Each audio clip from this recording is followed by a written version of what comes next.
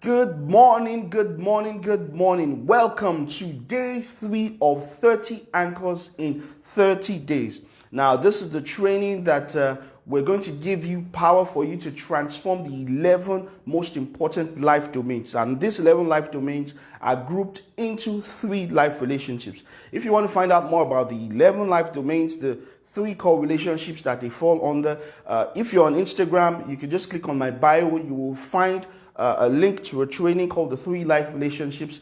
Anywhere else, you find a link under this video that you can click on and you get it. So let's go straight into today's conversation.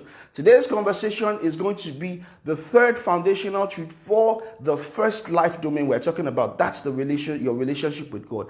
And the foundational truth is this: God is more invested in you than you are. I repeat, God is more invested in you than you are. Now, the text of scripture I want us to come around is Psalm 139, verse 17 and 18. It says, "How precious to me are your thoughts. They are too numerous. They outnumber the grains of the sand. And when I wake up, I am still with you." I repeat that text of scripture again. It says, Psalm 139, verse 17 and 18. It says, "How precious to me are your thoughts. They are so numerous, I cannot count them.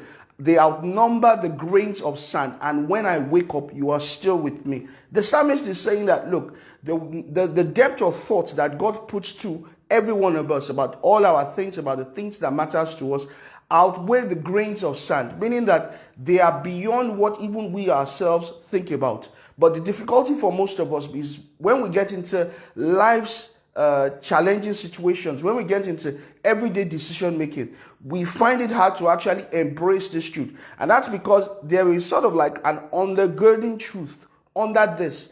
And our inability to accept this undergirding truth under this is actually what makes it difficult for us to believe this. And what is this undergirding truth? It is this: God will always act first in his best interest. And his best interest is our highest benefit. Let me repeat that again. God will always act first in his best interest, and his best interest is our highest benefit. For most of us, we know about the fact that God will always act in his best interest. The only problem is that we find it difficult to embrace the fact that his best interest is our highest benefit. Now, to help us tie this thing up in a nice bow is going to be the story of the children of Israel. So it gets to a point, they get to the boundary of the land of Canaan, and they decide to send 12 spies to go and check out the lay of the land. Now, the 12 spies come back and they tell them that, look, guys, you should have seen how big these guys were. They were so big, we look like ants right in front of them. But guess what? God had already told them that, look, the reason why I want you to go into the land of Canaan is because I want you to wipe out the Canaanites. And so for them, it was like, okay, God's first act of acting in his best interest. And his best interest was that he wanted to wipe out sinful people. For them, it was like that God's best interest does not seem to be for our highest benefit. But you find out years later, after 40 years later, after that whole generation had been wiped out, and the next generation came, guess what? By the time they started taking over the land, there was so much land to conquer that by the time even Joshua was ready to hand over and pass on to the other side, they said there was still so much of the land to share about. And not only was there so much land, but they entered the land with so much prosperity. You can imagine when the 12 spies went, they said it took about 2 men to be able to carry the grapes that they picked up from the land. Now, this actually highlights a point.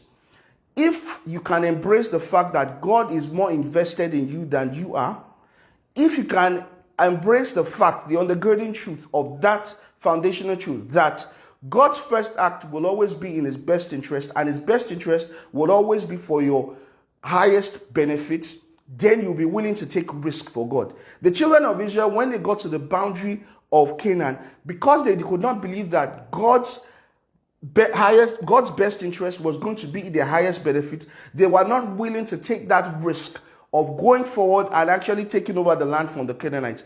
But for you and I, if we can embrace this truth, then we'll find it easier to take risk for God. That whatever turn of life that we find ourselves in, we'll find the courage and the comfort to be able to enter it. Now, today I'm going to do a bit of, I'm going to bring us around a particular story. It's a personal story of mine. This was right after I had just completed my undergraduate studies.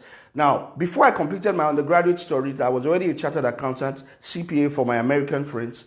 And between the time I graduated up until the time when we had to do the mandatory National Youth Service for everybody that graduates less than 30 years old, I was already working at that point in time. And so for everybody, I grew up on the western side of western part of Nigeria, which had a lot of commercial interest. For everybody, the automatic thing was that, look, try as much as possible, see if you can do your mandatory service in the western part of Nigeria, which is where I grew up also. But as it would turn out, by the time I got my call-up letter, I was posted to the northeast part of Nigeria, Yobe State precisely, for those of you who are in Nigeria, Yobe State. I was posted there.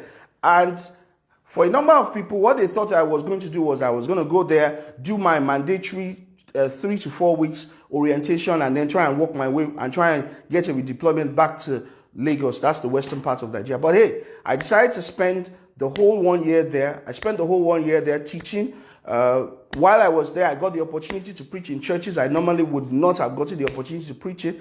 I got the opportunity to disciple people I would not have been able to disciple. I also got the opportunity to make lifelong friendships. Now, for most people, it's like, oh, you've wasted 1 year of your life, because if you do your national service within Lagos or the western part of Nigeria, the idea is that you keep yourself within the circulation whereby you can get a job almost immediately when you complete your national youth service. As it will turn out, just as I was about to complete my national youth service, God gave me a word. He told me that, hey, Tola, you are not going to spend more than 2 months at home after your national service. Hey, Ted, thanks very much for joining me. Bukola, hey, so nice of you to join me. Thank you very much. Hey, strategy coach, thank you very much for joining us. Now, as it would turn out, when God gave me that word, I simply assumed that, oh, by the time I come back from my NYSC, God is going to make it 2 months. So as it would turn out, I was a fellowship executive. So because of that, I had to also wait to settle the new set of corpers who are coming for their national service. I had to settle them in. So eventually, I didn't come back home until 2 weeks after I had passed out from my NYSC. And guess what? God came and told me during that 2 weeks while I was still there in Yobe State, he told me that, look, hey, the 2 months I'm giving to you starts counting from when you passed out. I passed out July 30th. So he said it starts counting from, it's passed out June 30th. So it starts counting from July 1st. Interesting, right? Because 2 weeks, I more or less had lost 2 weeks. Anyway, after the 2 weeks the 2 weeks extra I stayed, I came down to Lagos. And then I think the second week after I came back, someone said he had submitted my CV at a particular company, and they called me to come and do a test. So I went to do a test. On the day of the test, I saw different people. Obviously, a number of the people that came were already working somewhere, and the joke in my head was that these people look a lot more desperate than I am. And I was like, God, I think you should actually give this guy his job ahead of me, because they look a lot more desperate. Anyway, last week in July, I did that test.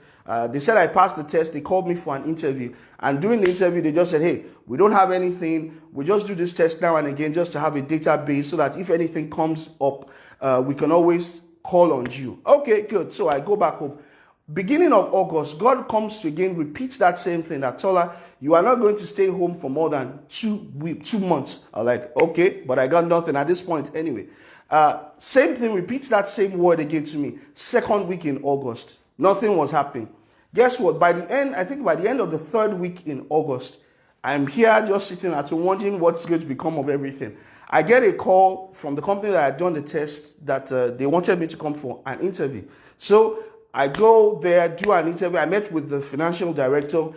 Obviously, she liked the conversation. Then she just said, okay, let me lay it on you. We need somebody who can start working immediately. Man, does a dog swim? Sign me up for it. She was like, okay, good. I'm going to get the HR person to schedule a panel interview. Anyway, a couple of interviews later, 31st of August, they made me an offer which I did not refuse, in the words of the Godfather. And that was how it was, exactly 2 months to the date, August 31st. I got the offer and I accepted my offer, and that was how I started my job. Point I'm trying to make here is this. what would be the reason not to take the risk of going to do my national service in a land far, far away? It's the fact that, okay, maybe I want to get a job as quickly as possible when I finish my national youth service. But here is God proving to me that, look, it is not so much of you putting yourself in a particular location. It is so much of me orchestrating everything and getting everything to work. Because you know what happened? The reason why the company needed somebody to start work almost immediately was that the team they wanted me to join, the two people in that team, the head of the team and the assistant in that team, they resigned at the same time. Hey, Joby, thanks for joining me. They resigned at the same time. And guess what? They decided that the head of the team was not as important as the assistant in the team, because there was a technical application that they were using, which the assistant was the one who was the guru in the company. And so what they did was they told him, okay, so what do you want? The guy said, look, I'm tired of doing this job. I want to move to a sales role. Sales is my passion, etc. So they were like, okay, good. We're going to get you someone you're going to train for over a period of so number of months, and then we're going to transition you to a new role. Can you believe that it just had to happen that some people decided they wanted to leave immediately, and the company decided that they wanted someone who was going to fill in that role immediately. But yeah, you've heard this story and you get the wrong and the faulty impression that every single time that God expects you to take a risk, it's going to lead to one happily ending story. Sometimes when you take the risk for God, the highest reward is actually the joy of being able to take that risk for God. I repeat that again. The highest reward sometimes when you take a risk for God is actually the joy of taking that risk for God. You know, like Jesus Christ said, he said that, look, when you are being dragged before Sanhedrin, when you are being dragged before them and persecuted, he said, rejoice.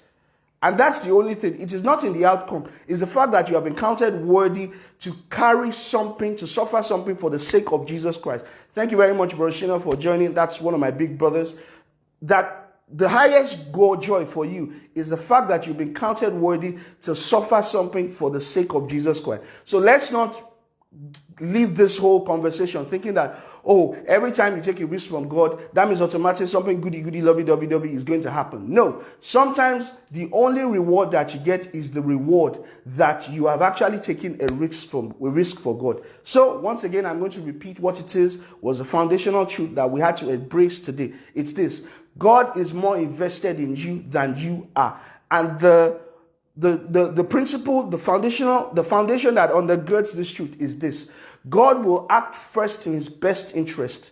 And his best interest is our highest benefit. Thank you very much once again for joining me today. The conversation continues. And like I said, if you want to find out a lot more about the 11 life domains which come under 3 life relationship groups on Instagram, you can just click on my bio. You'll find the 3 life relationship groups. Anywhere else, you would find a link right under this video, which you can click. I want to wish you guys a wonderful day at work. And I believe that God will inspire your heart to be able to live a life of difference. I pray that whatever challenges that you face at work or in everyday life today, God is going to give you the wisdom. The Spirit of God is going to inspire your mind for you to respond in a way that is exceptional. That, like Joseph, everybody will see that the Spirit of God is inside of you, that helps you to make unique decisions. Thank you very much. I wish you guys a great day.